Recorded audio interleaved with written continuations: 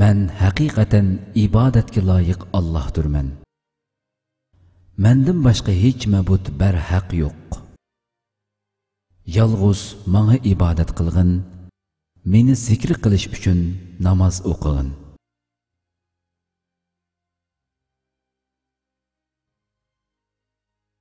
Ular shundoq kishilarki, savdo setiq ularni Allohni zikr qilishdan, namoz o'tashdan, zakot berishdan g'aflatda qoldirmaydi. Ular dillar va ko'zlar qalayma-qallashib ketadigan kun, ya'ni qiyomat kunidan qo'rqadi.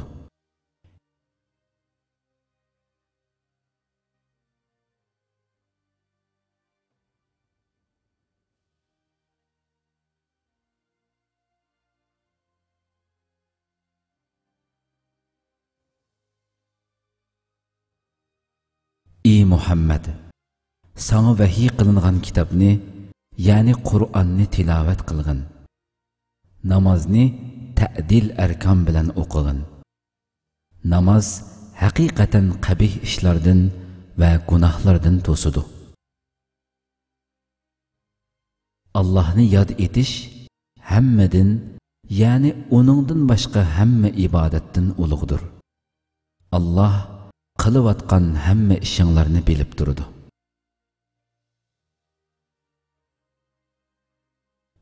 Ular ketgandan keyin ularning o'rnini bosgan o'rinbosarlar namozni tark etdi. Nafsiy xohishlarga ergashdi. Ular qiyomatda gumrohlikning jazosini tortadi.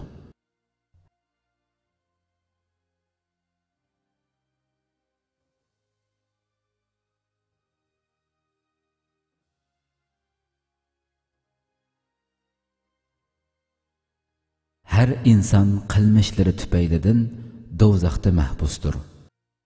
Faqat ashabi yamin, ya'ni amal daftari o'ng qo'liga berilgan saodatman mu'minlar buningdan mustasno. Ular jannatlarda bo'lib, gunohkorlardan sizlarni do'zaxga kirgizgan nima deb so'raydi. Ular javoban aytadi: Biz namoz o'qimadik, miskinlarga taom bermadik.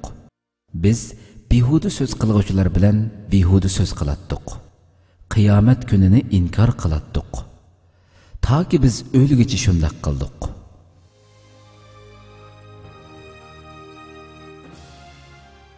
Qur'on buningga o'xshash o'nlarcha oyatda namoz o'qishga buyuradi. Va namoz o'qimaydiganlarning oqibatining xatarlik ekanligini saboq beradi.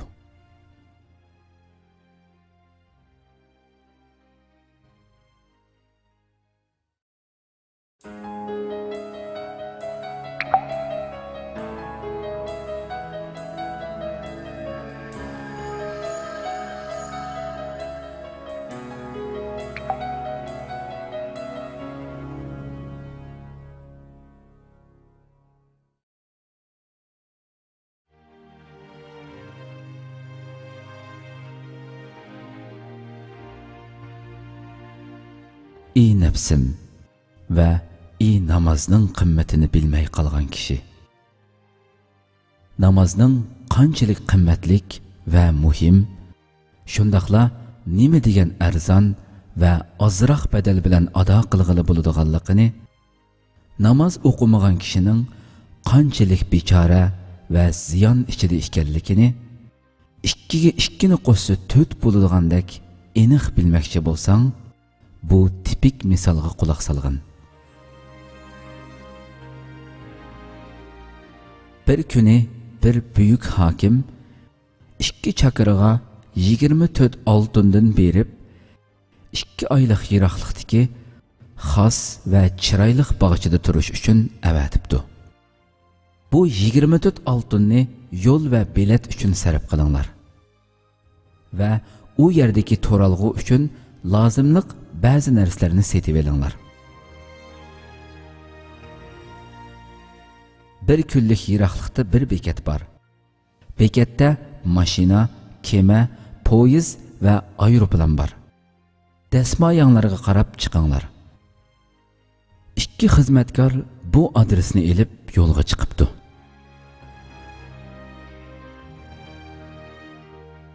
Ulardan birisi taleylik bo'lib, bekatga borguncha puldan bir oz ishiltibdi. Lekin u xo'jayinimi xo'sh bo'ladigan shundoq obdan bir tijorat qilgan bo'lib, dasmoyisi chiqimlarini ko'tarib, birdan 1000 bo'libdi. Yana bir xizmatkor taleysiz va boshbashtaq bo'lg'achqa bekatga borguncha dasmoyisi bo'lgan 24 oltindan 23ni xashlab bo'pti. Qimor o'ynab, tomosha qilib, buzib chechib bir oltini qopdi. Hamrohi uningga mundaq debdi: "Shu qilib qolgan bir oltiningni bir bilet uchun bo'lsimi bergin. Bu uzun yo'lda piyoda va och qolmag'in. Uning ustiga xo'jayinimiz bakmard. Balkim sana iltifot qilib, xatolaringni afu qilib, senimi aeroplan bilan yo'lga selib qo'yar. Bir kundala boradigan joyimizga boramiz. Bo'lmasa 2 oylik cho'lda och, piyoda va yolg'iz minishga majbur bo'lib qolasan." Agar u odam johillik qilib, u bir oltinini bir xazinaning ochquchidek bir biletga bermay, o'tkinchi lazzat uchun kayib sapoga ishlatsa, uning nihoyat aqlsiz, ziyon tortquchi va badbaxt bir kishi ekanligini eng aqlsiz kishi mo tushunib yetolmasmi?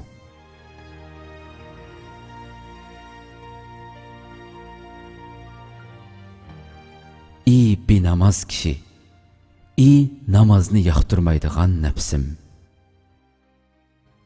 Misaldagi u hokim Rabbimiz va bizni yaratquchi Alloh taolodir. U 2 xizmatkor yo'lovchi bo'lsa, biri namozni ishtiyoq bilan o'qiydigan dindor kishi. Yana biri g'aflatda qolgan va namoz o'qimaydigan kishilardir. U 24 oltin bo'lsa, 24 soat bo'lgan har kunlik umr bo'lib, xos bog'cha jannatdir. Bir kunlik yiroqlikdagi u bekat bo'lsa, qabr bo'lib, u sayohat qabriga, mahshargohga va abadiyatga tutashgan inson hayotidir.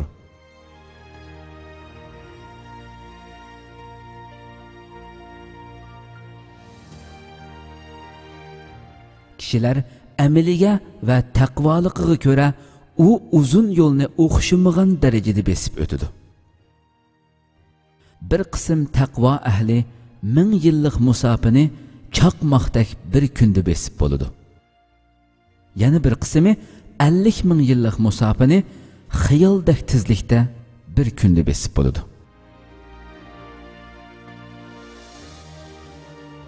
U bilet namoz bo'lib, 5 vaqt namoz va tahorat uchun faqat 1 soat vaqt yetadi. Acaba 23 soat vaqtini shu qisqa dunyo hayotiga sarf qilgan va abadiy hayot uchun 1 soat vaqtini chiqara olmagan kishi qanchalik ziyon tortgan, nafsiga naqadar zulm qilgan, naqadar aqliga zid harakat qilgan bo'lar ha? Buni bilish qiyinmi?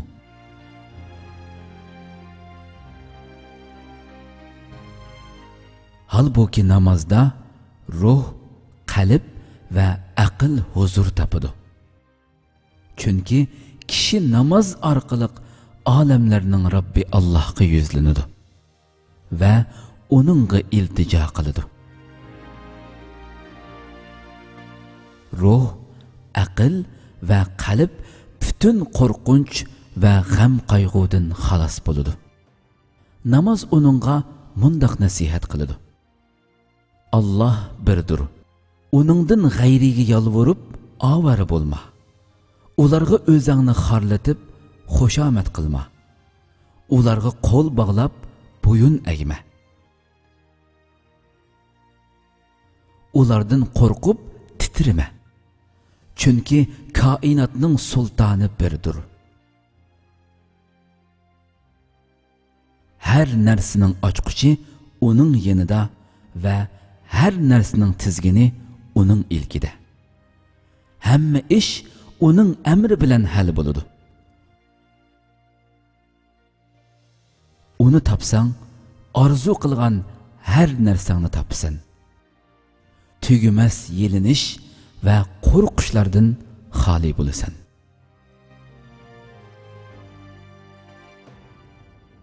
Namoz shundoq bir xazinadirki, namoz o'qiydigan kishining boshqa muboh ishlari va dunyoviy amallari xolis niyati bilan ibodatga aylanadi.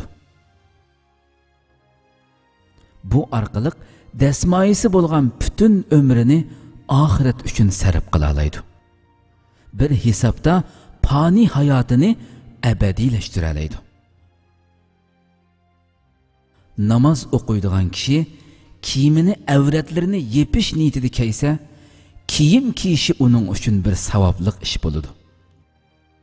Tamoq yeganda yoki uxlaganda ibodat qilish uchun vujudini kuchlantirishni niyat qilsa, uzuqlanishi va uxlashi ibodatga aylandi. Bularga o'xshash namoz vasilasi bilan butun ishlari xolis niyati bilan ibodatga aylanadi. Bu nima degan cho'ng xazina?